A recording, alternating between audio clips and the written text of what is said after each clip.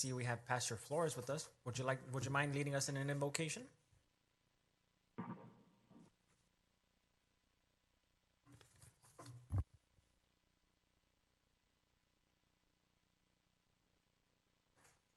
His brother passed away, and he's part of a funeral service tonight. So let's remember him as we go to the Lord.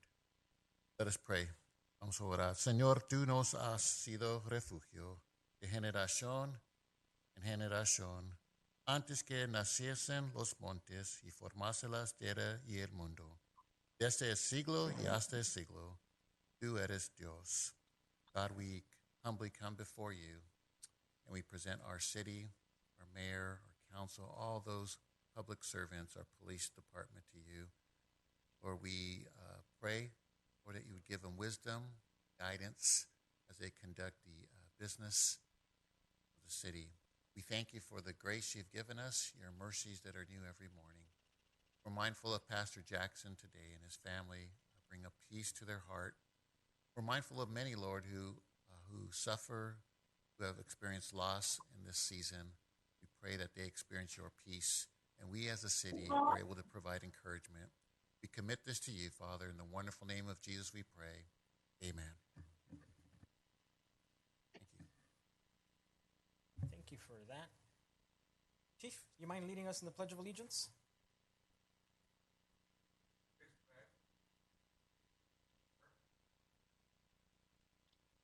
Pledge allegiance to the flag, United States of America, the Republic, and one nation, under God, indivisible, with liberty and justice for all.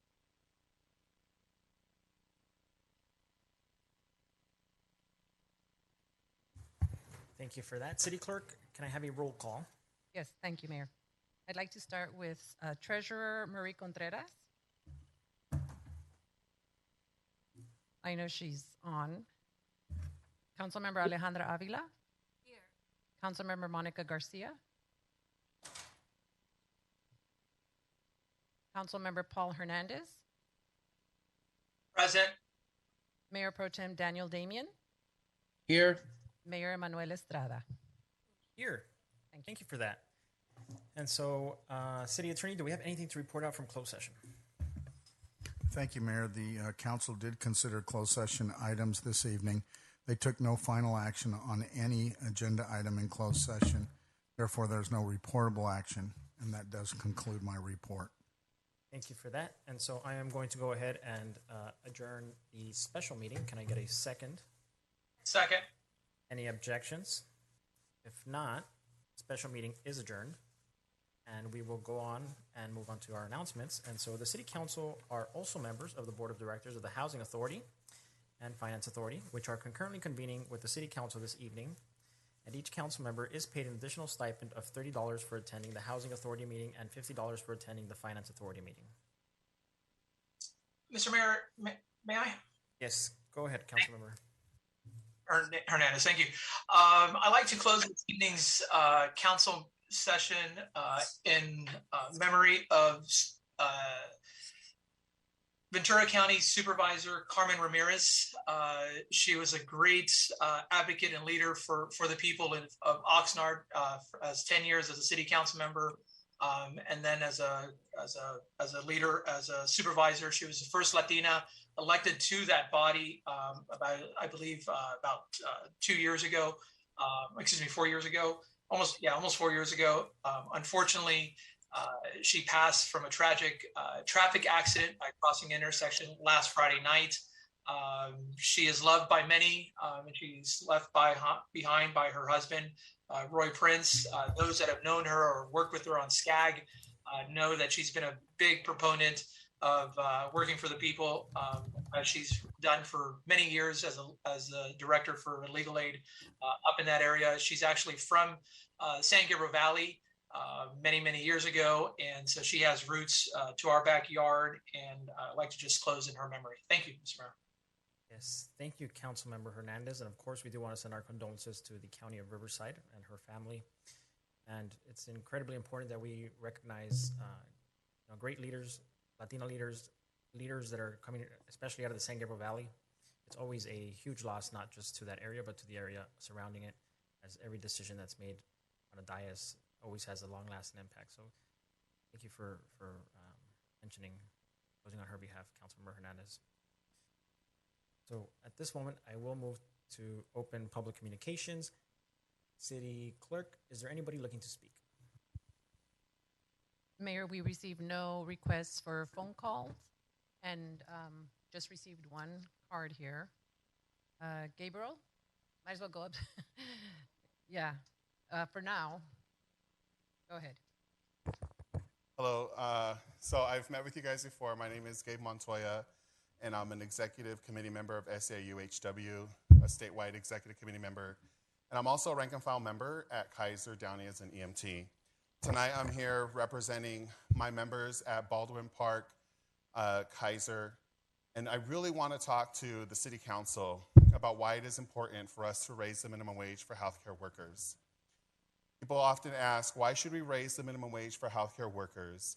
What makes healthcare workers special in this light?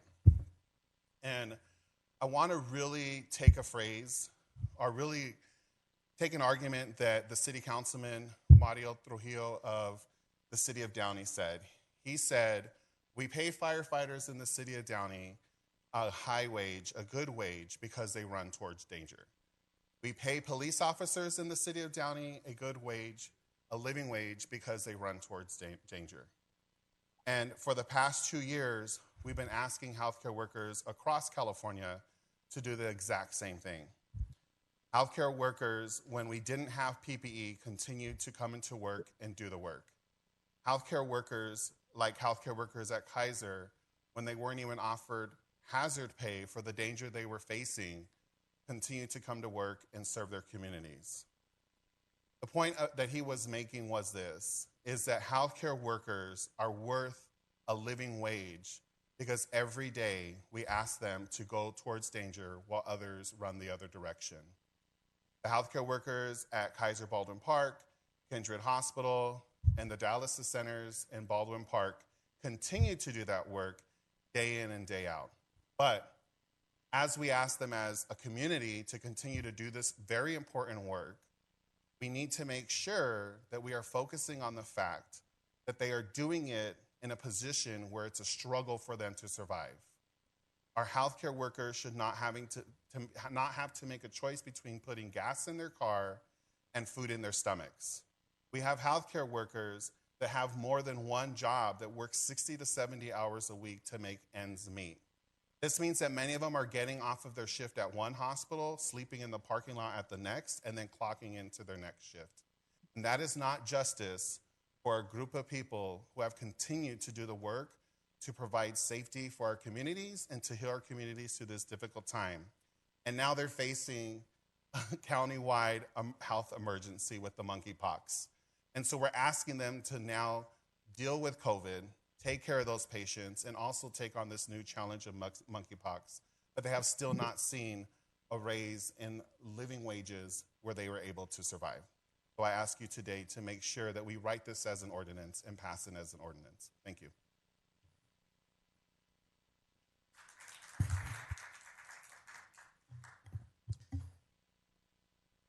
Great, thank you. Is there anybody that didn't fill out a card that would like to speak?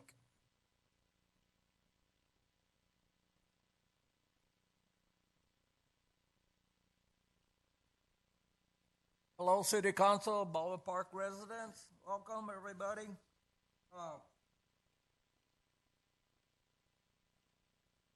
I think the people that aren't here should not be paid. We Americans voted these people to show up at this office twice a month, and they can't show up. They should be fired. It's unnecessary for us to go and vote to put them in a position so we could come and make comments to them so they could listen to us residents of Baldwin Park. I don't care if they're home or New York or Chicago, Europe. I don't care where they're at. They should be fired. All you other people are here, if I might say, the CEO, the mayor, the other young lady, and the other guy. You people don't understand what we're trying to tell you. You make all this money, and you still can't get it in your head, in this thing up here, because we all have one, that you guys are being paid by us. You people are being paid by us. You act like it's the other way around. You're paying us very little and only a few pennies. Well, let me tell you, it's wrong. You people make good money, and you complain because the other 1, 2, 3 are staying home. What's the matter with you guys? This is a city council, not a divided country. This isn't Russia, China, Japan, Korea. This is the United States. They should be here. The lawyer, I don't know anything about you anymore. You're ridiculous. You know? Let me make an example. Young lady makes 40-some thousand a year. 8 hours, maybe, a month. Spends more time on the phone than anything else. The mayor, the same thing. He has another job. The CEO probably does. The lawyer, he has all kinds of jobs. But what I'm trying to tell you is you should work for us. You guys buy property with our tax money. Do we get anything from it? Look at me, you guys, ladies. Do we get anything from it?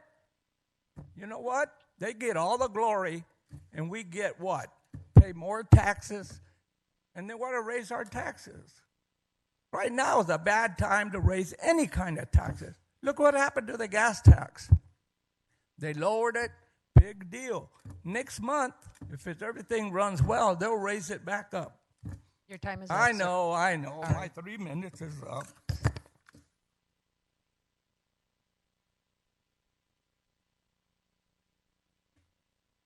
Hola, buenas noches, mi nombre es Rael y vengo a hacer un complaint. La semana pasada estuve cortándome el pelo en la Ramona y cuando salí un hombre salió hacia mi carro y me golpeó mi carro y me agredió a mí también y llamé a la policía y son cosas que debe de cuidar la policía, la ciudad, porque los hombres nos están haciendo estorbo a nosotros, no nos ayudan en nada.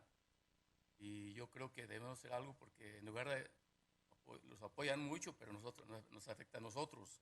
Entonces tenemos que atacarlo un poquito porque nos están destruyendo toda la ciudad y yo sigo la misma, cada miércoles hablo lo mismo porque no es lo que ando haciendo yo alrededor de la ciudad, chequeando la basura, chequeando las luces, todo, porque está descontrolado todo y tenemos que poner la ciudad, mucho graffiti. Si no la borra la ciudad, si no la borra el county, nadie la borra, entonces ¿quién la va a borrar? Entonces va a estar ahí años la ciudad, el graffiti, ¿qué va a pasar? Tenemos que hacer algo porque está muy mal eso, que estamos destruyendo la ciudad muy rápido. Hay que ver toda la ciudad, dar vueltas en la ciudad, qué está pasando. Yo no trabajo en eso, pero trato de cooperar, tenemos que unirnos más, todos ustedes que me están oyendo. Ok, es todo.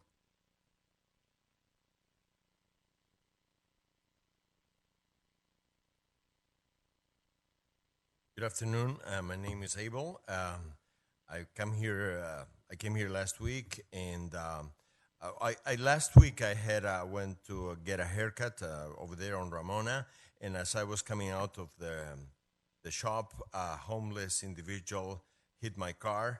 And what's going on? The police should be taking care of all that. The homeless people are doing no good here in our city. And they receive a lot of support from everyone. But how about us? We don't receive any support. Every Wednesday is the same thing. I come here and say the same thing. And I'm a resident here. I'm not working, but I always look for the stuff in our city. You know, I check that the trash has been picked up. I complain and look at the graffiti. The county doesn't clean the graffiti. We have to do it, you know. You guys got to do something about it. I'm always looking at the city, and I'm trying to cooperate, you know, so that all of us can do, and all of us should cooperate, you know, of all the people who are here listening to me right now. And that's all. Thank you.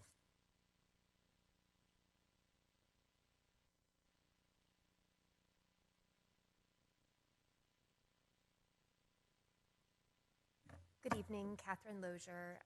I'm with the library.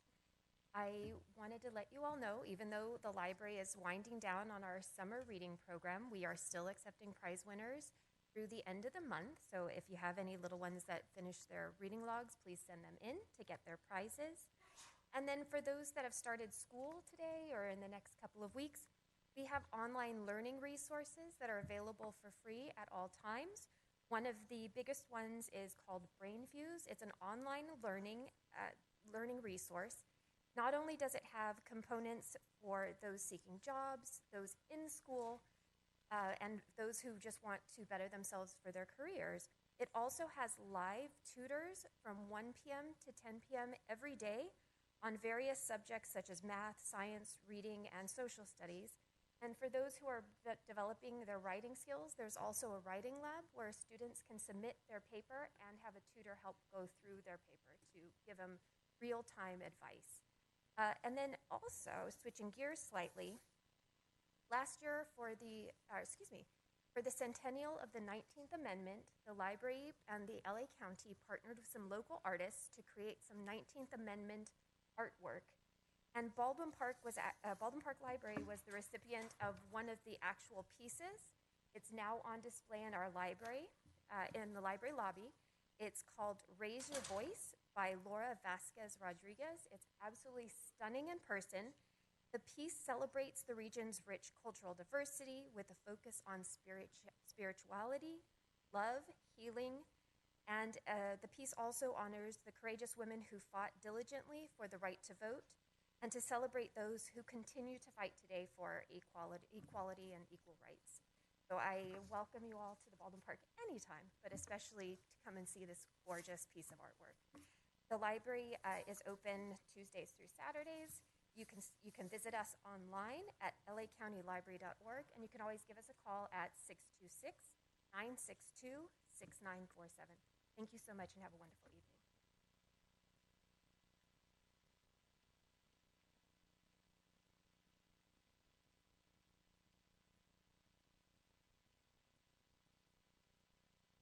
Good evening, Mayor and council members. My name is Adina Tessler, and I'm here with the Hospital Association of Southern California. We represent over 180 member hospitals and 35 health systems, all with the common goal to improve the operating environment for hospitals and our workers, and strengthen the health of the communities they serve. I want to thank you for your continued collaboration and thoughtful approach to this issue. As the council considers exploring an ordinance similar to the healthcare minimum wage measure that failed to qualify for the ballot, I wanted to share some of our concerns. We wholeheartedly agree that all healthcare workers deserve support, recognition, and a living wage for the work that they do. However, these measures and ordinances in various cities across LA County are the wrong approach. Passing ordinances city by city that benefit only a few while excluding most healthcare workers is simply not the way to show support. In fact, we know this policy will cause deep divides in an already strained workforce. Since the ballot initiative did not qualify here, the council is under no time constraint to act, and as a result is in the best position to thoroughly analyze any healthcare wage policy you may want to consider. As part of that process, HASC strongly urges the City Council to request a thorough economic analysis prior to taking any action, so that the City Council is fully informed of the potential economic impacts on the healthcare workforce and facilities within Baldwin Park. The Council has an opportunity to examine all the potential impacts and collaborate with all stakeholders to fully understand any potential unintended impacts and consequences. New research from the Berkeley Research Group's a study we shared with the council members has found that 85% of Baldwin Park's healthcare workers who make under $25 an hour now would be excluded if you were to pass this measure. We are concerned about the unintended impacts this type of measure would have on the ability for nonprofit clinics that serve the underserved to compete for quality health care workers, resulting in those who are the most vulnerable in and around Baldwin Park losing access to health care. Selectively implementing higher wage standards at certain healthcare facilities in one city is not the way to go about determining wages. This patchwork approach to policy picks winners and losers and runs the risk of deepening disparities in the broader healthcare system. As you know, this measure was filed in 8 other cities across LA County. However, at this time, not one city has implemented the policy. In Los Angeles and Downey, a referendum to repeal the policy was successful, and it is now on the 2024 ballot. In Inglewood and Duarte, the council chose not to support the measure as a policy and to send it to the ballot. In several other cities like Linwood and Your Culver time is City. up. Thank you for your time and consideration, and I'm happy to continue collaborating with you on this.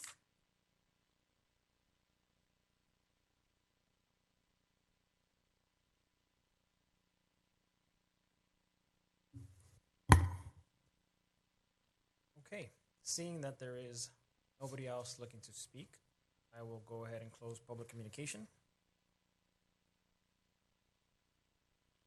City Attorney, before we go through our consent calendar, I believe we do have an add-on, is that correct? Yeah, yes, Mr. Mayor, we do have a subsequent need item. If the city council were to approve it, it would be item 15 on your consent agenda. The subject is discussion on arguments for or against any ballot measure. And you would need, since there are only 4 council members, you'd need a unanimous vote to add this to your agenda. Great, so I will go ahead and make a motion to add the staff report regarding discussion on arguments for or against any ballot measure as an emergency add-on item, and it would be item number 15. Second. All right, City Clerk, roll call, please. Mayor Manuel Estrada, Yes.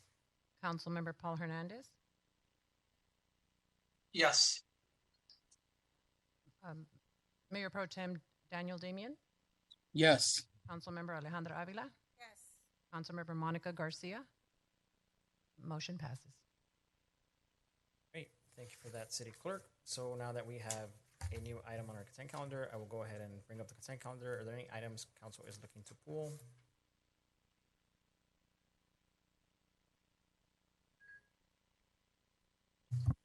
Mr. Mayor, can we pull item number 9, please?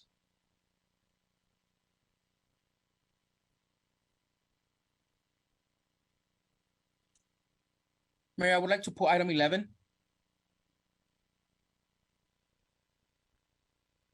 Great. Okay, so we have item number 9, and then you said 11, Mayor Pro Tem? Yes. All right, and then we have, I'd like to pull item number 7 and item number 6. So if that is it, I'll make a motion to pass items number 1 through 12, excluding 6, 7, 9, and 11. Can I get a second? Second. City Clerk, roll call, please. Mayor Emanuel Estrada, Yes. Mayor Pro Tem Damian, Yes. Councilmember Alejandra Avila, Yes. Councilmember Paul Hernandez. Yes. Motion passes. Great, thank you for that. So we are at item number 6. So just wanted to bring one up. I know that there's multiple items, I believe, regarding Be Proud. So just so that we can get an update on it, I know that we were in the course of decertifying it and transitioning back to Southern California Edison, and making one of our priorities was making sure that the city was not going to feel a financial impact due to reverting back, because we did know that there was a very high fiscal exposure if we kept with Be Proud. So can we get an update on that?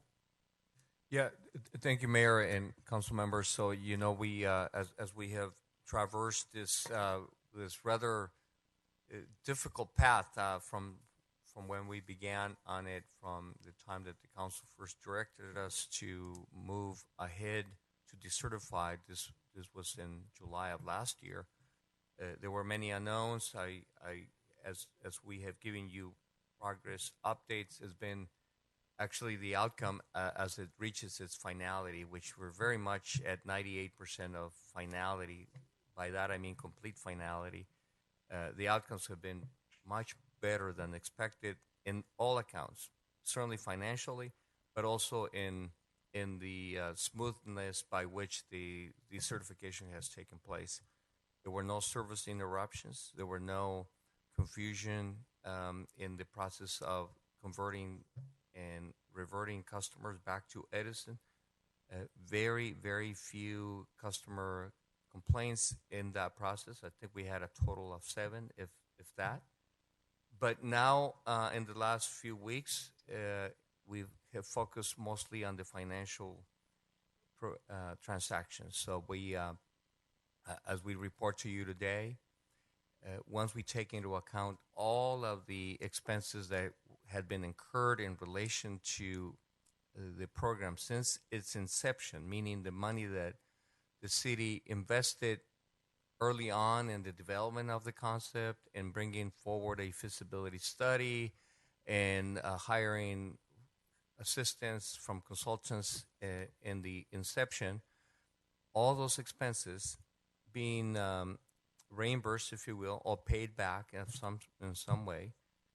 We have now, as of now, netted almost $300,000. It's actually $275,000 in net additional new revenue after we are able to pay back not only those early expenses, but pay back the loan that the general fund, through council approval, granted to Be Proud to keep it afloat in those most difficult months from July till September. That's almost $2.3 million. We're able to pay all that back. We're able to pay for all of the expenses we incurred in the course of the certification, which was including some consultants and legal help.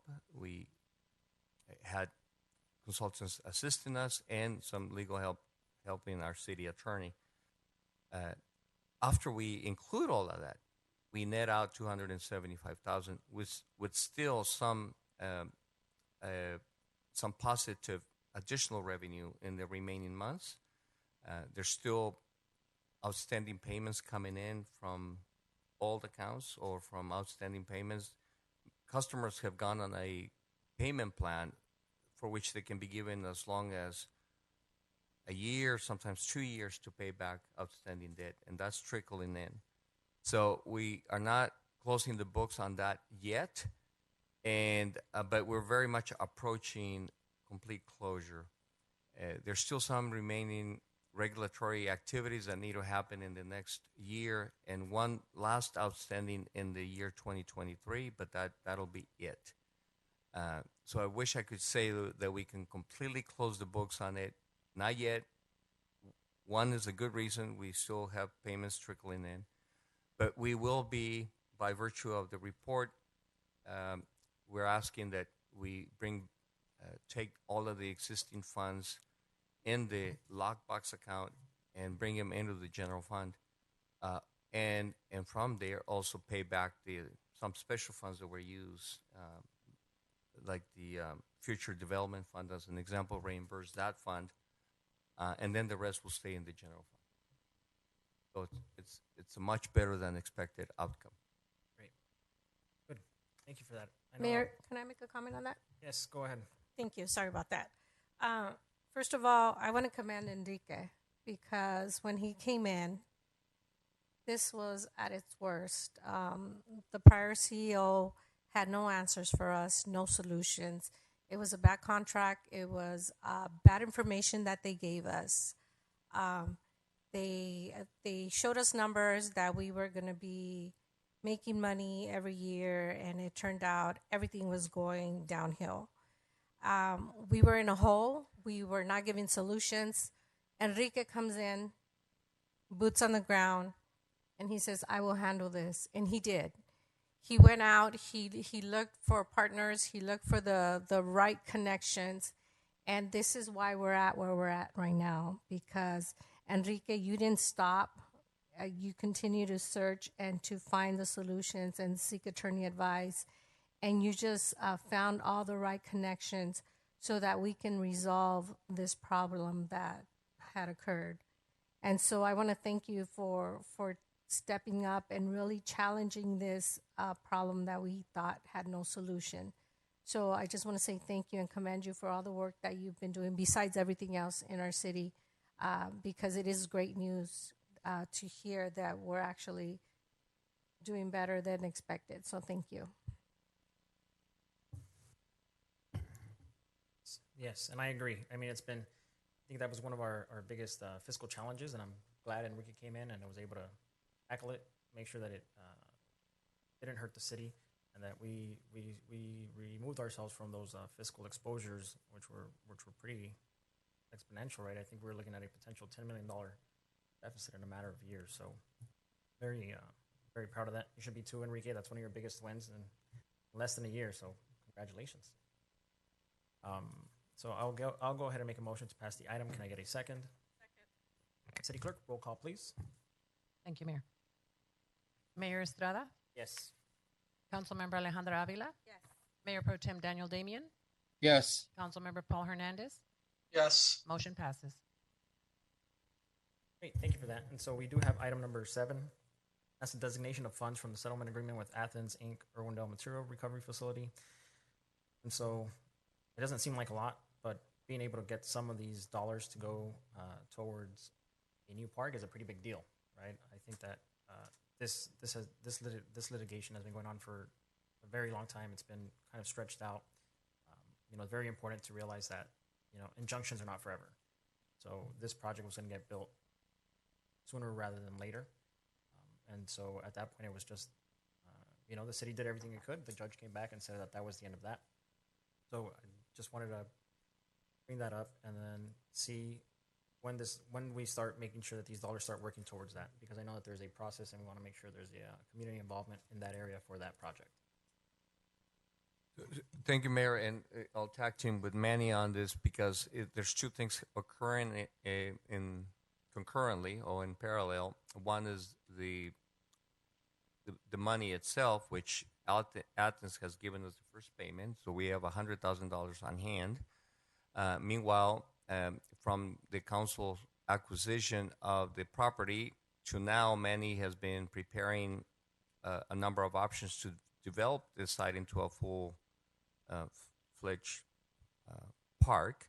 So the $100,000 could go toward a number of things. That's something that, of course, Manny, myself, and the city council will see whether it's, for the development of it in the way of the design, or if we use it to acquire equipment or anything of that nature. But I know Manny has been hustling to secure grant funding for the full development of the park. I don't know, Manny, if as of now you have a rough estimate of how much money you think this park would require. Probably, that's a great question. Probably a little bit too early to respond to that question. I would say approximately $1 to $1.5 million for that small pocket park. And also on item number 10 is a approval to apply for a grant through the RMC, Rivers Mountains and Conservancy, a greening grant. So we will also be applying at the end of this month for some additional funds. So I feel relatively comfortable within the next 6 to 9 months. We will have acquired all of the funds necessary to start the actual project. Thank you. Great. And then I know that we did receive the $285,000 from the county. Yes, Mayor. So when do we start putting that? Because I know that exponentially. Yes, that's actually process. $275,000, and we will utilize that for seed money in terms of architectural plans and things of that nature. So we are definitely moving in the right direction. Great. Well, we're definitely excited about that. So I'll go ahead and make a motion to pass item number 7. Can I get a second? Second. City Clerk, roll call, please. Thank you, Mayor. Mayor Emanuel Estrada? Yes. Councilmember Alejandra Avila? Yes. Mayor Pro Tem Daniel Damian? Yes. Councilmember Paul Hernandez? Yes. Motion passes. Great. Councilmember Hernandez, you have the floor. Thank you, Mr. Mayor. I brought this out because I think it's very important, as we've talked about, the difference between our healthcare workers, the men and women that serve our community, not only as healthcare workers, but also the men and women of our police and fire departments. We adequately take care of them on many different levels, and they provide a great service to our community. I know during this this item that we have here is a report back where it seems that both sides could not have been able to merge. What I'd like to certainly look and continue the dialogue. I understand that we can do this by ordinance, which I'm certainly open to doing so. But what I like to do is, perhaps we could have our city attorney, our CEO, ask for an expedited economic cost analysis, so we have a better understanding of the decision and the impacts, the short term and the long term impacts, doing something like this by ordinance if the council wishes to go in that direction. I'd like to have this report back within 2 weeks if possible, maybe 3 weeks if that's the case. And at the same time, perhaps concurrently work towards an ordinance that fits and meets all of our constituents. I understand that this might increase costs for Kaiser. I'm okay with that if that's the case. My understanding it's close to about 200 and so folks that would be impacted by doing something like this in our city. I'm a Kaiser patient. They have absolutely fabulous staff, and I can attest to that. Unfortunately, very recently, but they've taken care of me and taken care of my family and others that I know. So I have no problem myself having an increase in my copay by a few dollars if that's the case, to help the men and women that serve us and serve our community on a daily basis. So those are some of my initial thoughts. But like I said, I'm very open to helping the folks and our healthcare workers live a real life, so they don't have to actually have two jobs. I know Kaiser is a fantastic partner in our community. They provide a lot of resources for our community. They give back in our community. So I have no doubt that this is something that we could collaboratively work on as we develop perhaps an ordinance in the near future here. But I would like to have a third party provide us an economic study in a very short time frame that could work towards having all the figures and all the numbers, so we could collectively make an informed decision promptly. Thank you, Mr. Mayor. Yeah, thank you. And so it is an important conversation to take up. Me personally, I'd like to make sure that we take care of this sooner rather than later. We cannot keep this discussion going forever. But I think that we've had some time to think about it. Council has had some time to think about it. We've discussed it with both, and we can continue to discuss it with both. If staff is able to get a expedited report by the next city council meeting, I can support that. But I would want the city council to make a decision and vote on this by the next council meeting. So there is 3 weeks from now until the next council meeting, giving every council member an extra week. We've had this initiative for months now. We've had the ordinance in front of us. We've had these discussions. We've seen what's going on in the surrounding areas. So I do think that we have to make a decision. Regardless of what that decision is, that's up to you ultimately, but we have to make a final decision and move on. And I agree that people have been taking care of us, and it's not just the nurses and the doctors, it's the people that make sure that those areas are sanitized and that they're clean and that the place is presentable. It's everybody. And without those people, Kaiser wouldn't run. And as Councilmember Hernandez mentioned, and I've acknowledged it, day one, is that Kaiser has been a great partner, right? And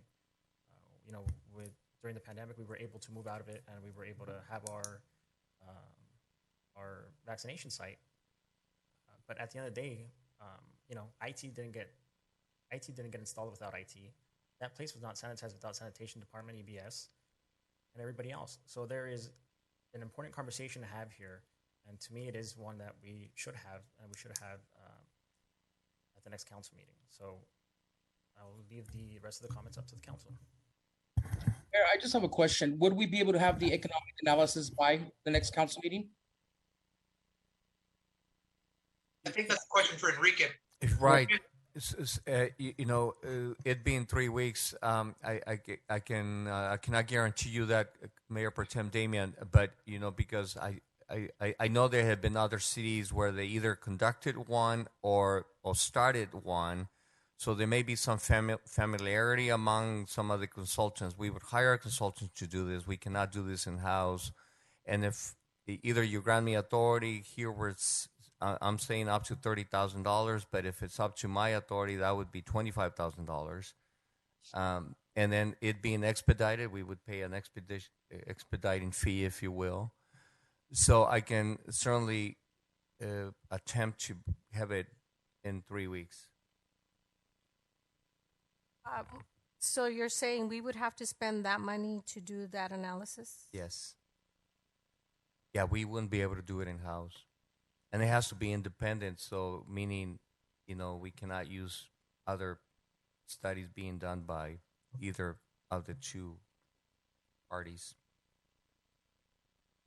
And Enrique, according to the staff report, you guys had discussions with both the SEIU and the Hospital Association. Can we have them pay for Those conversations didn't go fairly well, correct? Not in advancing a potential brokered compromise, Mayor Pro Tem. We entertained possibilities such as, say, for example, a ramp-up model where the increase could be lower at the start, but then it ramps up to what would ultimately be 25 over a 3-year ramp-up period. So that was one idea that we put out there ourselves, but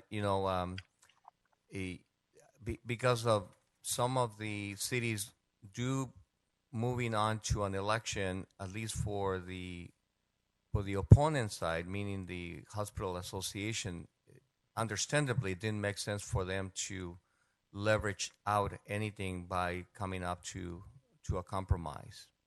And would something? I'm sorry. So it was something that you brought up, something too similar to what Altamed just did, where they did the 25 on 25, kind of gradually getting that $25 an hour on by year 25. Correct. And that didn't work. Right. I'm sorry. Go ahead, Councilman Ravila. Couldn't we have the Hospital Association and SEIU pay for that study? Why would we have to pay for it? A great point, Councilmember Avila. I do believe, we could ensure to retain the independence by having it be commissioned by us, but it could be funded by both parties. All, the parties are the ones that are asking us to look into the information but now we're putting money into this when it's something that they're trying to decipher with our help. And if we need to do a financial study, I would recommend that between the two groups pay for it. That's my recommendation. And I will definitely approach them. I know they're here, but it's not an official setting unless they're willing to step up and volunteer to split the cost.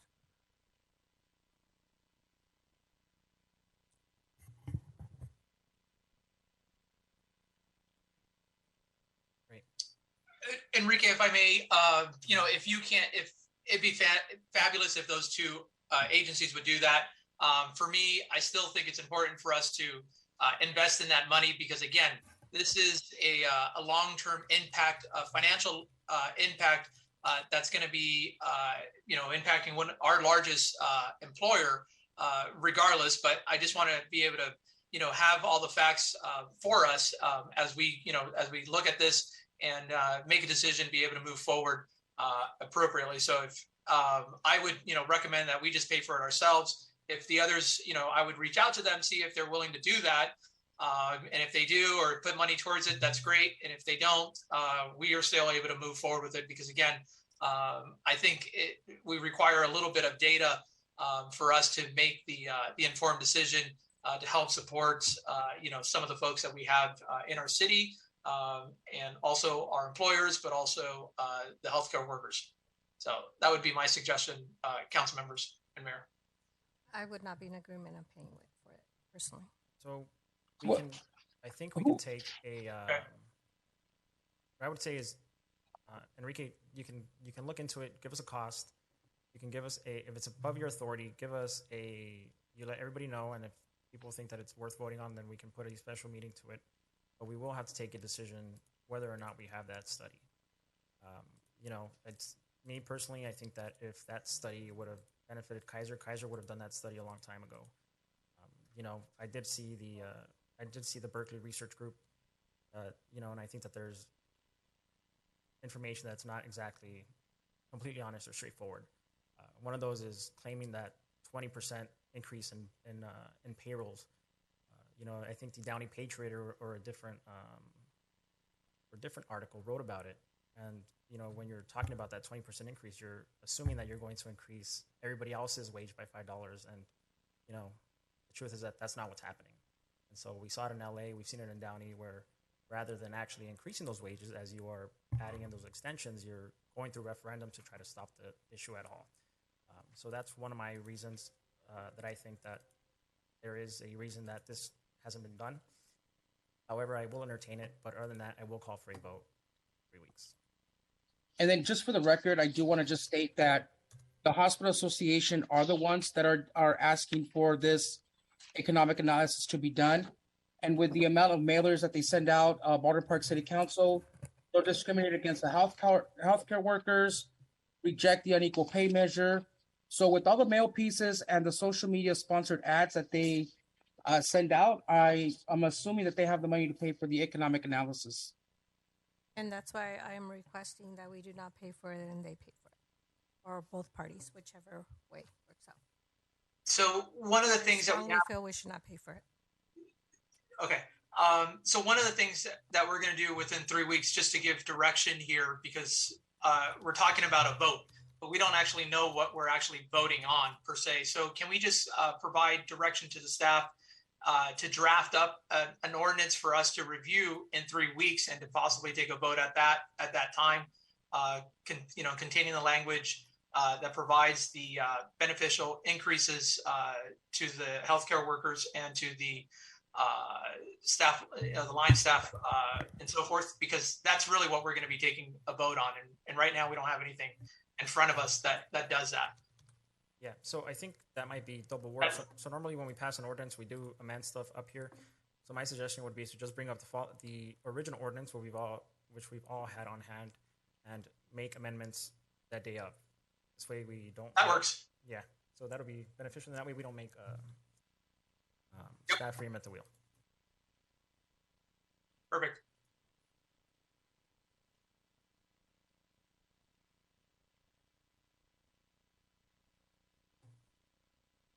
So with that said, Mayor, thank you very much for that conversation.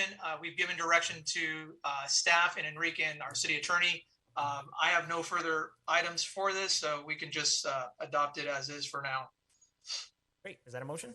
That is my motion. Great. And then I'll second it. So just to file and receive, correct? City clerk, go ahead and do a roll call, please. Thank you, Mayor. Councilmember Paul Hernandez? Yes. Mayor Manuel Estrada? Yes. Mayor Pro Tem Daniel Damian? Yes. Councilmember Alejandra Avila? Yes. Motion passes. Great. Thank you for that. And I believe we had item number 11 with Mayor Pro Tem Damian. Thank you, Mayor. Mine's the appropriate additional funds for increase to the contract price of the Los Angeles County Department of Animal Care and Control. So there was an increase of $188,579 to the annual cost. I just want to let staff. I mean, obviously, we have to approve this, because if not, we don't have an animal control. But I have received a lot of complaints from residents and business owners who have contacted animal control in the past for either dogs being tied up under vehicles in the heat, so forth and so on. And they don't really make an attempt to go out and either rescue these animals or take care of the situation. So it would be good for us to let them know that, we're not going to be paying them $533,000 plus a year, and them not, taking care of their responsibilities. So we need to be a little bit more aggressive with them and let them know that when our residents call for assistance, that they need to make sure that they take these calls seriously. That is all I have to say. Thank you. Great, and I think that's great. We should be holding all of our contractors and accountable, whether it's county or private. Councilmember Damian, did you have a motion? Yes, I'll make a motion to pass. Great, I'll second that. City clerk, roll call, please. Thank you, Mayor. Mayor Pro Tem Daniel Damian, Yes. Mayor Manuel Estrada, Yes. Councilmember Alejandra Avila, Yes. Councilmember Paul Hernandez. Yes. Motion passes. Great, thank you for that. So we do move on to our reports of officers. We have the approval of logo, color palette, and selection of name for Garvey Family Bridge Housing Project. I believe we all had a part of the agenda. We have Exhibit A and Exhibit B. I would suggest the color palette be Exhibit A just because it's more colorful and this is a family-friendly location. But council members, go ahead, please. Mayor? Yes.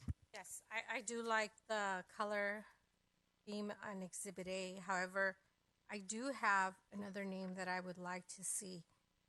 Serenity Homes. I think the name itself provides serenity for the family. Somewhere peaceful where they can come and rest. Somewhere peaceful where they can come in and do their homework and feel safe. I think serenity just makes a big impact on how these families are going to feel being off the streets and having a place where they can sleep safely, be with their mother, their father, or both parents, and just feel safe overall and feel serene, be able to rest at night without having to worry about anything. So I really would like to have you consider Serenity Homes. I like Exhibit A, both the top and the bottom on the left-hand side, the houses. I know our houses are flat. I like the ones on the top more, but I know the houses that we have, they have a flat roof. And I like the squiggly people that you have on the right side where it says Miracle on Garvey. I don't know if you can incorporate those squiggly people without the square walking down that grass path towards the home and saying Serenity Homes.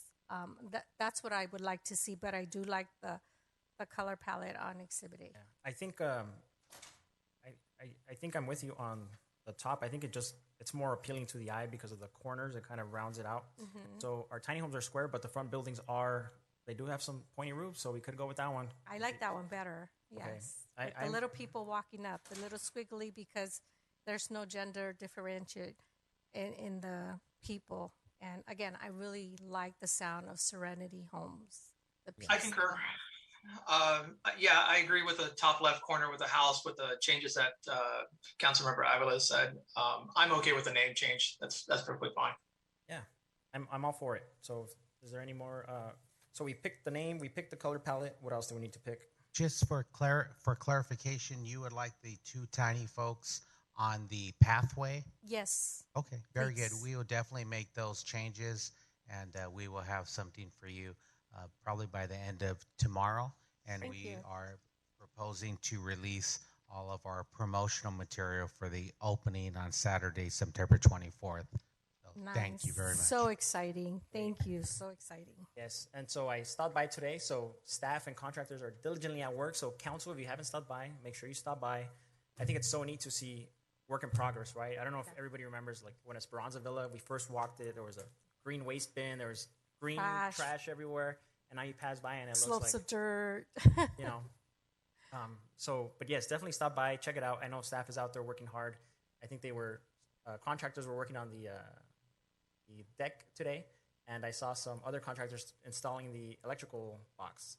So we're getting there, we're ramping it up. Very excited. I'm very proud and thankful for staff because at the end of the day, it's not me, it's not staff, it's not council out there, digging holes and the heat and not. So it's really it's really a group effort, and staff should feel proud. I don't think that we ever thought that we'd be here making these changes, and so staff is the one making them, and they're making an impact not just on the city but on the families. Absolutely, and just like the mayor said, once you see those families, those little children that have a place and a serene place to call home, I know you're going to cry because you're going to be so happy that you were able to do that for them. So thank you. Yes, so thank you. So, Councilmember Avila, did you want to make a motion to approve your amendments to item number 13? Yes, I would like to make a motion to approve the top left-hand corner with the name of Serenity Homes, with the two squiggly people walking up the path towards the homes. Perfect. Thank you. All right. And then I'll make a second. City Clerk, roll call, please. Thank you, Mayor. Councilmember Alejandra Avila, Yes. Mayor Manuel Estrada, Yes. Mayor Pro Tem Daniel Damian, Yes. Councilmember Paul Hernandez. Yes. Motion passes. Great. Thank you for that, City Clerk. And then we are down to item number 14, approval to consider the acceptance of a service agreement for consultant services by and between the San Gabriel Valley Regional Housing Trust and Kingdom Causes, doing business as CityNet, and the City of Baldwin Park to operate the Garvey Family Bridge Housing Project. I believe we have a presentation. Is that correct? Yes, we do, Mr. Mayor. I'd like to bring up our presenters from CityNet, and they will provide a brief presentation. They have been selected to administer the site. So if you'd be kind enough to introduce yourself. Thank you. We'll start off with Brad, Executive Director. Good evening, Honorable Mayor and City Council. Pleasure to be here. It's good to see that there's some ownership and excitement about this new project. We're privileged to be joining the team in the effort here as the operator of that. We wanted to, it's important for us. My name is Brad Fieldos. I'm the Executive Director. This is Jessica Avilar-Bruce. He's our Chief Program Officer, and Matt Bates, our Executive Vice President. We take it serious. We want you to know who we are. Our phone numbers will be in your phones. We want to be able to, in all the cities in which we work, we take that serious to sort of build those bridges. So we want to do a quick just introduction, quick flyover of who we are as an organization. We're new to this city. We do work in this county and a lot of your surrounding counties, so we do want to introduce ourselves. So this is part of the presentation we did as part of the bid process when we were sort of in consideration. Next slide. So I did found the organization. I'm the founder and the current executive director. We were started in Long Beach, actually in 2003 is when we started, and we've been doing homeless services since then. We've now got about pushing 200 employees, and we are a full-service nonprofit. We do non-congregate shelters, as you'll hear about here in a second. But we've been around a while, and you have a seasoned partner in this project with you. Next slide. We are a full-service agency. You can sort of see some of the list of things. One of our core deliverables is we do non-congregate shelters, which is this model. So it's not a big room with a bunch of sort of dividers. This is individual units for individual families, which is a highly successful model. It's an emerging model, and we believe in it very strongly, and you'll see some of our results here in a second. But we do everything from street outreach all the way to censuses and point-in-time counts, wraparound housing, and so this, we bring all that expertise to bear on this project.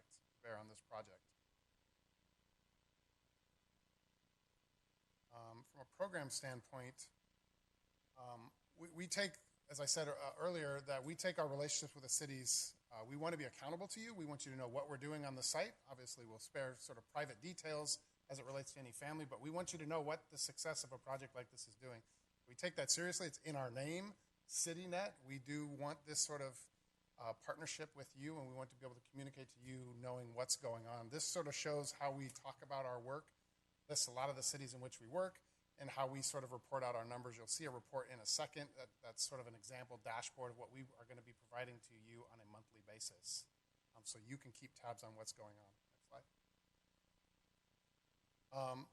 Looking at a recent 12-month slot, we do operate a number of shelters. In a recent period, we did 74,000 bed nights. We operate multiple shelters. Some of these in this particular window were COVID shelters. That's a non-congregate shelter. We operate one in Riverside currently. You can see, and that's volunteer hours. We look forward to engaging the community. This is a group project. We'd love to, again, have groups come out and support this in a lot of different creative ways. That's a COVID number, so COVID was not sort of unfortunately put a barrier on people getting involved from the community in projects like this, but we look forward to that opening up here in the near future. This just shows you some of the different projects that we've done in different locations around here. This is a breakdown. This is part of our presentation we did for the thing, so just skip this one and the next one. And we are also opening a number of others. So this is an emerging model, so we're currently working and selected to open another one in Chula Vista and as well as in Sacramento. So we have teams that do this. We look forward to having a local staff to operate this project. And I'll turn it over to Jessica. She'll talk a little bit about the program dynamics. Again, she's Jessica Avila Bruce. She's our Chief Program Officer. Her staff will be operating. Hi, good evening.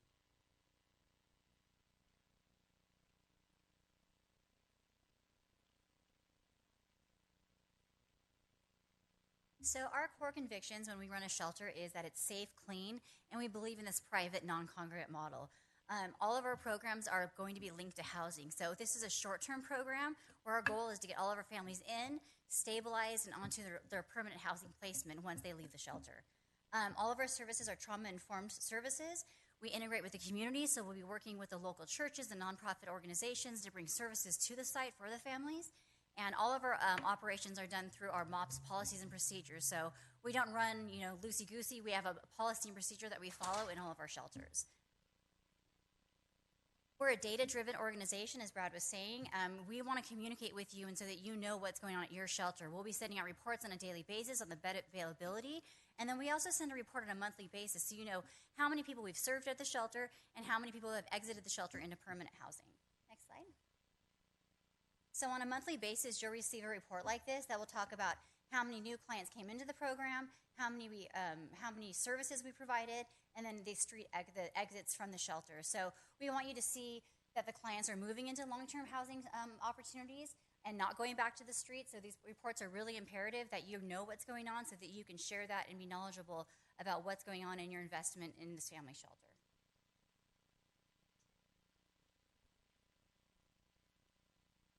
So our approach to Housing Connections, all of our services are provided under the Housing First principles. Our services are client-centric, so it's about what the client wants, not what the case manager wants or the provider wants. So we really talk to the clients about what they want.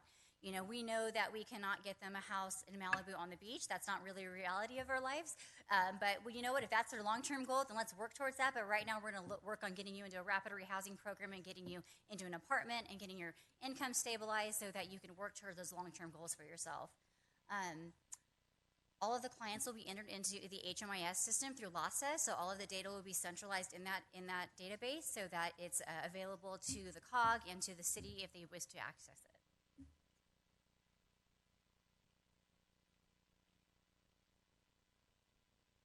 Our goal with our family shelter is to provide a safe and nurturing environment to achieve self-sufficiency. Health, housing, and education and stabilizing the children will be our main priority. All of our service will be trauma-informed. We'll have life skills classes for the moms and dads. We will have classes for the kids to learn how to adapt to living in a tiny home and how to, deal with the trauma that has occurred by them being homeless and coming into a shelter and eventually getting into their own housing.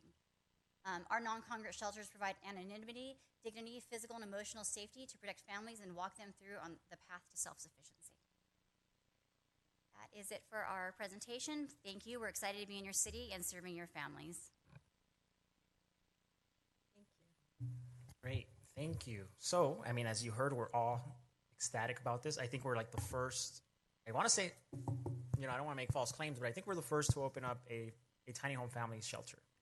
And I think that's huge, right? And, unfortunately, there's a big discussion around homelessness, and, we hear a lot of this misinformation, right? And every time we think about a homeless individual, we're thinking, the person on the street, clothes ripped up, or, we're making all these assumptions that aren't true, right? And something I've learned through this journey and pushing for this is that, there are people that look just like you and me, that are dressed just like you and me, that are going through those issues. They're just better at hiding it, and that includes, women, single families, victims of domestic abuse that are fleeing, pregnant women. I just visited Elizabeth Holmes. I don't know if you guys are aware, but and it's neat to see that there are people pushing for that mission and showing what a shelter can be, and that's I think that's one of the biggest efforts here, to show people that a shelter isn't this place that's glass everywhere and dirty, and it's a safe place. It's a place where we're going to be able to come, rest, stabilize, and move on to the next step of their life. So we're very excited for this. I did just have a couple of questions, and then I know that we do have children in there. So it sounds like they'll have like a children's program for violence prevention education, I think is ideal. And then the staff, I think you guys are hiring, right? I saw some, so maybe something that we can let Baldwin Park residents know is that the tiny homes are hiring. Yeah, we post all of our job opportunities on Indeed. You can go to our website, citynet.org, careers, follow that link, and it gives you all the information about what we do to provide benefits and how we take care of our employees, make sure that they are taken well care of, and also all those positions are listed currently. Great. Yeah, I saw some of them. I was tempted. Just kidding. But I'm very excited to see it to fruition. And then I did want to ask, I know that there is children, so staff will be mandated reporters. Yes, all of our staff will be mandated reporters and live scan, so that way if they do something, we'll know and be notified since they are working directly with children. Great. And I think that's one of the important things. And there will be an intake process making sure that the shelter is adequate for the individual or the family that's going in there, right? Because we do want to make sure that we're meeting that mission. Absolutely. Safety is our number one concern. Great. Thank you. I thought that was very important to note just because I know that there's a lot of, like I said, right, there's two sides, making sure that the community understands that there is processes in place, including making sure that staff at the shelter are mandated reporters, which mandates them to report any suspicious incident within 36 hours to the state or the DC Department of Family Services, correct? Well, thank you for that. But yes, I'll go ahead and pass this on to my council if they have any questions or comments. I have a comment, Mayor. Well, I am very excited about this program. And yes, very proud to say we are the first city to provide family housing because, and I state it all the time, I have worked for the school district for 30 years. And during those 30 years, 13 years, I worked as the school community liaison, which was the direct contact with the families. And I learned how many homeless families are out there that we were not aware of. Like the mayor says, they're dressed like us, they go to work like us. The only difference is that, and it's a big difference, that the children may be staying with aunt or uncle while mom and dad are sleeping in the car because there's not enough room for mom and dad at the home, or they're all sleeping in the car. And it's heartbreaking because even when I wasn't an elected official, I had always reached out to the city of Baldwin Park for vouchers. I recall, rainy days and a family coming to me and saying they have nowhere to sleep. But, vouchers are limited. 3 nights max back then. And 3 nights, what happens after that? Where do they go after that? And I know it's a start, and it will make an impact for those families that we are going to be helping. And the idea is to get them there into permanent housing. And a lot of times these families have lost hope because they have no way out. And I love to hear that we're all working together, and this council is definitely all working together to make sure that we're providing services for these homeless families. And we can't put all the homeless under the same umbrella because they're not all the same. They all require different services. And we are trying to help as many as possible, those that want to be helped. We understand. But the exciting part about it is that we are helping children, and that just brightens my heart because, and it makes me want to cry because I've worked with them. And they come to school pretending like everything's okay, but I knew it wasn't.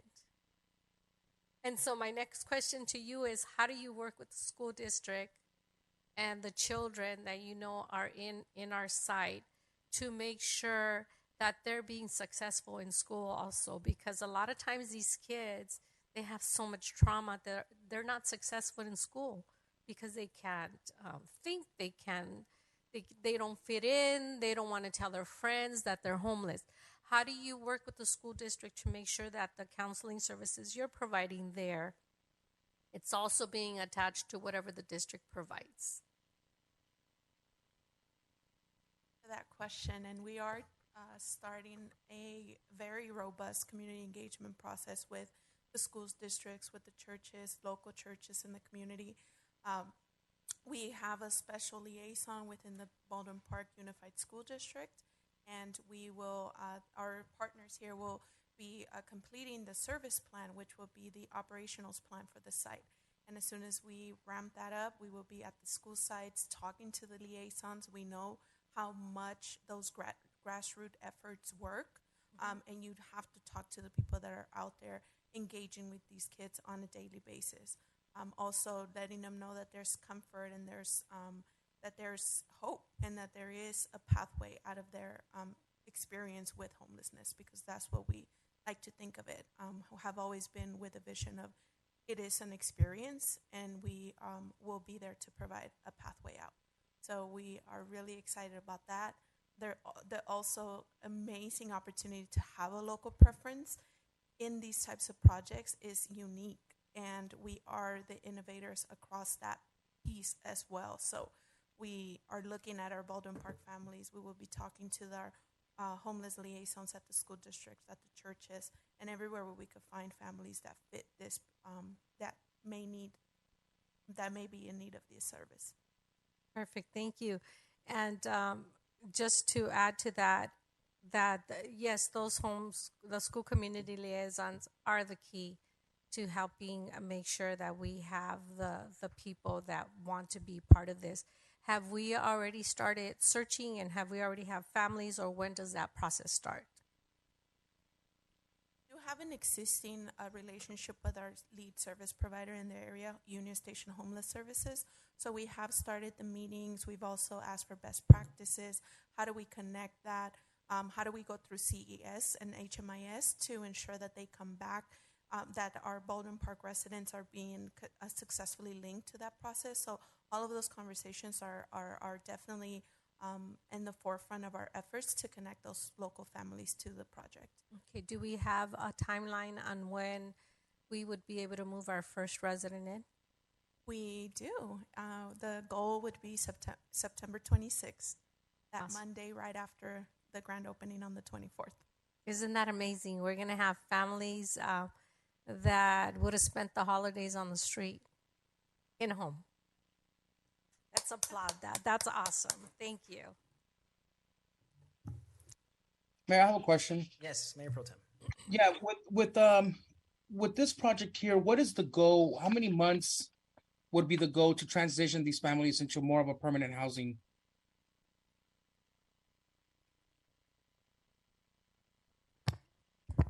We start all residents out within 90 days because we want them to be motivated that this is not their forever home. So we have to start the program as a 90-day program so that we can get them integrated into the coordinated entry system to be matched to a rapid rehousing or permanent supportive housing program. So once they come in, they have 90 days to get all their documentation ready to get into the CES to be matched to those opportunities. From there, if they're thriving and participating and working towards that long-term housing plan, we will extend up to 6 months. But even if the client is on the brisk of moving into a place, we can extend. So we really just want to set it as a 90-day program so the clients know that they're coming in, we're housing focused, and we're here to get you to your long-term housing placement. So we start with 90 days, and then we can extend up to 6 months. So what would be the realistic time frame to move these families out of the family's service here? 3 to 6 months, is that a realistic number where these families find somewhere to go so that way we can transition other families that are homeless to take their place? Absolutely. With the rapid rehousing programs that are available right now through the county, we should be able to get the clients matched to rapid rehousing and get them housed as quickly as possible. The biggest thing is that match time, and that's we're not in control of that, so we have to kind of see what that system looks like with LASA getting them matched to those opportunities. So we'll be working with the system at large, and we'll have better numbers after the first 6 months, but that is our goal. All of our shelters are set up that way, that it's a 90-day period to get all of your documents and everything straightened out, and then we have to see what the system's timeline is. So that's what we'll be working on. Okay, so I would just ask that we do try to get these families out within 90 to 180 days, so that this way we could get other families transitioned into there, because I know that currently with the Esperanza Villa, we've been having some issues with some of the residents. I think there's a resident that's been there since the inception in November, so it's going to go on a year that he's been there, and we haven't been able to get him into more of a permanent housing. So if we can just maybe work with LASA and kind of speed it up so that we can match them with the rapid housing, and that way we can transition them and get new families into the center. Thank you for bringing that up, Mayor Pro Tem Damian. We are actually also having those discussions with LASA and the larger our service providers, because there is a transition that happened this year that was unique to our homeless systems. That that there's a different coordination of slot-based systems, and we are looking proactively to have those discussions to ensure that we are moving families in and out as quickly as possible. So thank you for your support on those efforts and your continued advocacy to ensure that those time frames are met. Perfect. Thank you so much for the clarification. Any other comments? If not, I think so. I think I understand Mayor Pro Tem's concern, and so I think what's happening at our Esperanza Villa is that we're holding on to our residents until we can find them an actual permanent solution, rather than going from emergency to transitional to something permanent. So at the Garvey site, I mean, they're both on Garvey, right? But Tiny Homes 2.0, Serenity Homes, what's going to be the process? Is it going to go from emergency to transitional to permanent, or are we going to hold on to that family until we can find them something strictly permanent? I don't think you can compare your single shelter to family shelters, because the needs of your singles are so much higher than your families. Families, I've been working with families for over 15 years. They're more likely to stabilize quicker with these wraparound supportive services and these intensive case management services. And our goal is to get them to that rapid rehousing. And right now we have rapid rehousing programs in the county that are 6 months to 18 months to 24 months. So really getting them into those programs, finding landlords that will work with us to move those clients in and take those rapid rehousing funding is really what our priority is going to be. So I wouldn't want to say that, it's hard to compare. It's like apples and broccoli, basically, singles and families, the way the systems work. But I think that, our plan is to get them into rapid rehousing and get them into their own units as quickly as possible. Great. Okay. Then I think I just had one more question. So sometimes I know that, and I think I think Eureka kind of said it was a difference because we're non-congregate, but when a family enters a shelter and if they're on CalWorks pays for their stay. And I know that we want to make sure that we can find steady funding sources. So if somebody went into the site and they were on CalWorks, would they be able to get funding through CalWorks, or we would have to stick to our funding at all times?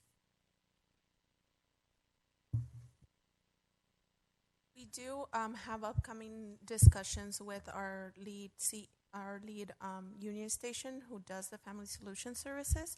So that is one of the questions that will be brought up. And we did bring it up in a meeting today in terms of additional funding.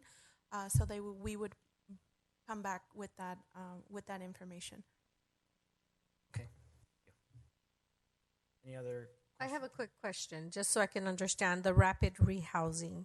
So you bring them to rapid rehousing. Do you have follow-up with them to make sure that they continue to be stable? And how long do you follow those families for? So usually when a client is matched to a rapid rehousing provider, they provide the supportive services for in-house. But as the shelter, we are going to create a community that if these families are having issues with food, they can come back and talk to us, and we can assist them. We'll have Christmas parties, and they'll be invited back the next year to have their families there to be participants in the event. So our services, once they leave the shelter, we may not be their main provider because we're not providing the direct rapid rehousing services, but we will be their support system for up to 1 year of services. We'll track them to make sure that they're staying in their housing 1 year post of leaving the shelter. And then beyond that, their relationship with the case manager and with the staff, they can come back, they can call us, the life skills classes. If they're having issues, they need parenting classes, they can come back and go to the parenting classes, while the kids go to the kids group. They will always be welcomed back so that we can make sure that they're being supported and that their stability in their permanent housing continues. So the rapid rehousing is permanent housing also?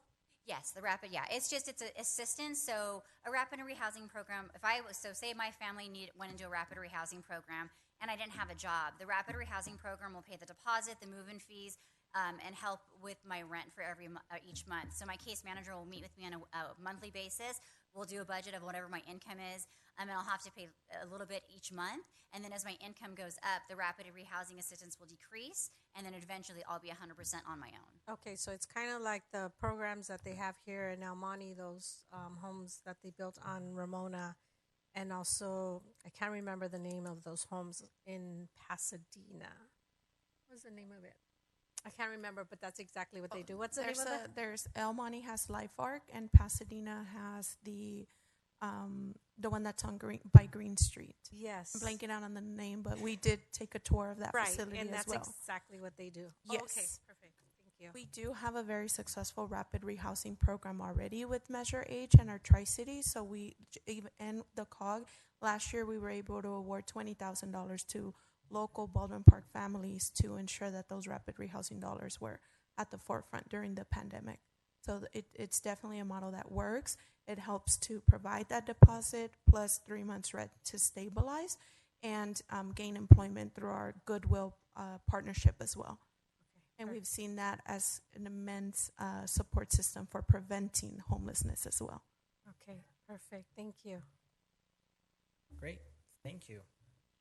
There's no more questions, comments. I mean, we could talk about this all day, right? So, but no, yes, of course. So thank you. We're very excited to partner. We're looking forward to the future. I'm incredibly excited. I think we'll have a sleepover. Is that where we might? Might not yet, but if we do, Yes. sure, we'll push neighboring areas to get on track with us. There's a few cities that want to come and look at it, and like they did in the past, some different cities that are really excited because they may want to try it too. Great.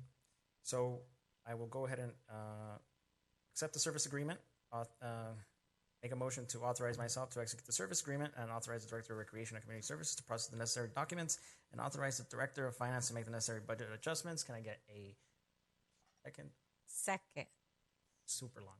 City Clerk, roll call, please. Thank you, Mayor. Mayor Manuel Estrada, Yes. Councilmember Alejandra Avila, Yes. Mayor Pro Tem Daniel Damian, Yes. Councilmember Paul Hernandez. Yes. Motion passes. Great. And then, so we have item number 15. So, City Clerk or City Attorney, do you want to just kind of explain why this item is on today? Thank you. Yes, Mr. Mayor, thank you very much. This is on today because it relates to ballot measures, and there are deadlines that need to be met. As a result of that, we needed to get it on today as an urgency item to decide whether or not the City Council wanted to have arguments for or against any of our ballot measures. Great. And then, so I did bring it up. I know that I think we briefly talked about it at the last meeting. So I did want to try and author a measure in support of one of our measures. And I did want to make sure and see if council wants to have input on any of the measures. If not, I would want to make sure that we have a statement of support for each one of these measures. So I just want to see where everybody's at.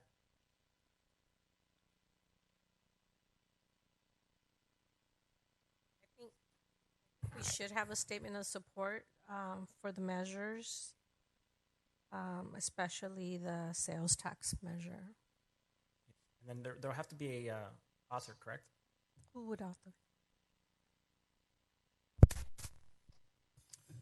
Mr. Mayor, thus far we have retained a consultant that works very closely with us related to all of these ballot measures, and they assist me in drafting documents that would normally be drafted by the city attorney. This is not my expertise, and so we do use one of our panel firms to do that. So I would recommend that Stephanie Smith probably assist the city attorney's office in drafting these. Okay, so the city would draft the writing itself. Yes. Great. Okay. And what's your deadline, Ms. Lulu, for this? When do you need it by?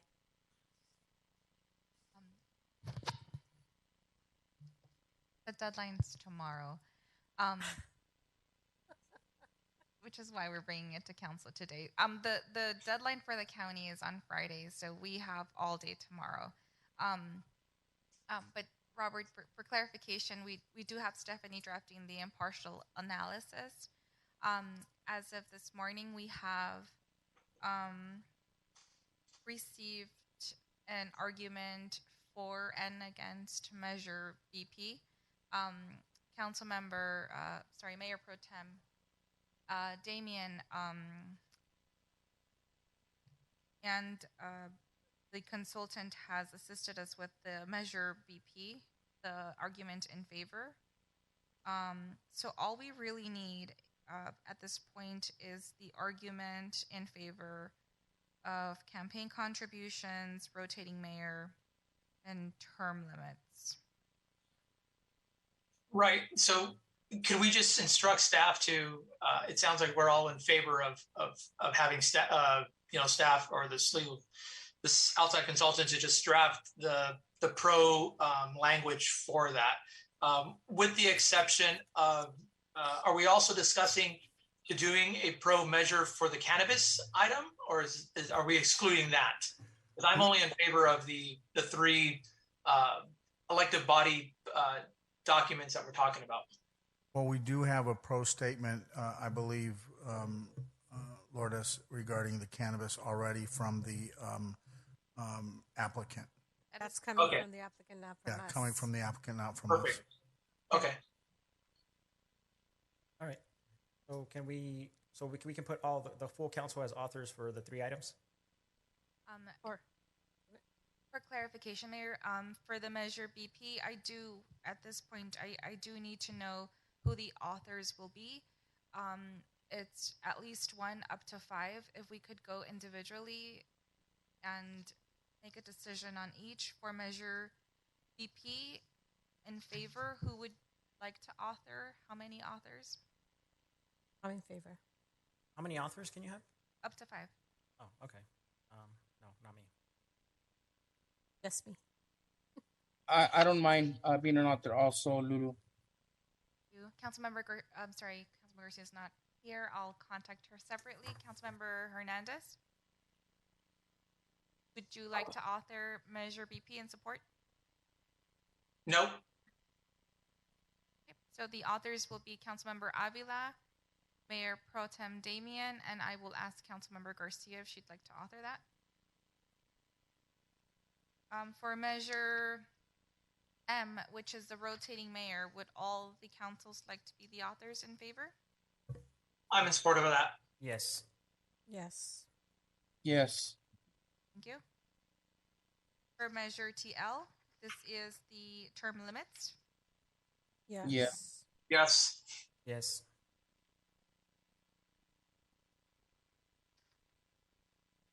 And for the campaign contributions. Yes. Yes. Perfect, thank you. I will send a draft tomorrow morning, staff, and I think we can send something tomorrow and have everyone provide any revisions or any comments and send it out to the county. And you're checking with Councilwoman Garcia, Yes, correct? separately, correct. Thank Great. you. Great. So I think we can go ahead and just approve the changes or additions to the statements in support of city. Can I get a second? Second. Clerk, roll call, please. Mayor Emmanuel Estrada, Yes. Councilmember Alejandra Avila, Yes. Mayor Pro Tem Daniel Damian, Yes. Councilmember Paul Hernandez. Yes. Motion passes. Great. Thank you for that. So, City Council acting as successor agency of the dissolved Community Development Commission, we have a consent calendar. I will make a motion to pass that consent calendar. Can I get a second? Second. City Clerk, roll call, please. Thank you, Mayor.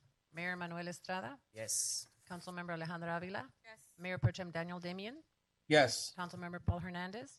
Yes. Motion passes. All right. And we have the Baldwin Park Finance Authority regular meeting. And we have a consent calendar for a treasurer's report. And I will go ahead and make a motion to approve that. Can I get a second? Second. City Clerk, roll call, please. Thank you. Chair Emmanuel Estrada, Yes. Board Member Alejandra Avila, Yes. Vice Chair Daniel Damian, Yes. Board Member Paul Hernandez. Yes. Motion passes. And we do have a Housing Authority regular meeting, so I'll go ahead and make a motion to approve that consent calendar. Can I get a second? City Clerk, roll call, please. Thank you. Chair Emmanuel Estrada, Yes. Board Member Alejandra Avila, Yes. Vice Chair Daniel Damian, Yes. Board Member Paul Hernandez. Yes. Motion passes. Great. Thank you for that, City Clerk. So I believe that concludes our official city business. I know we didn't put any requests or communications, but I did just want to ask if we had, beyond For Garvey 2.0 beyond the tiny homes, is there any plans as of now for the brick and mortar buildings? Like the actual structure.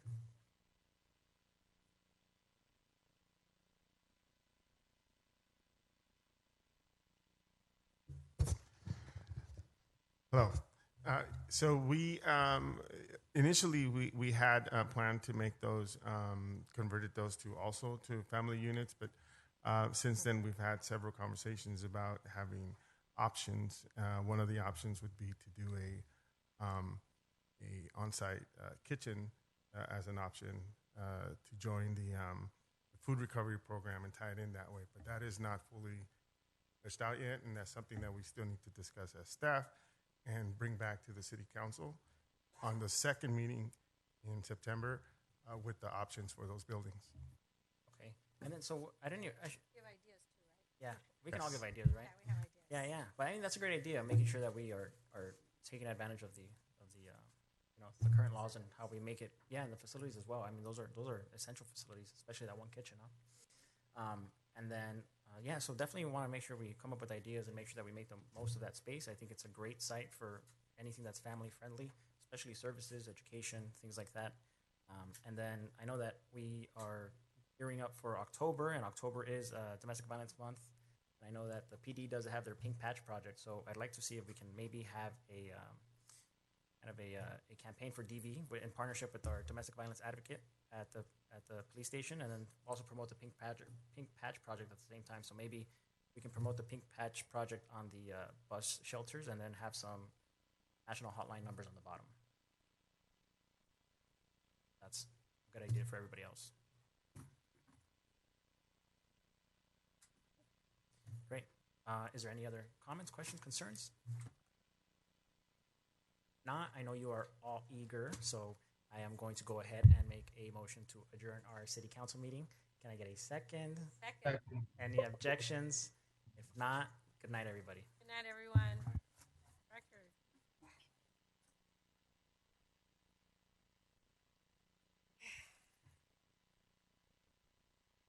I am so excited of our tiny home.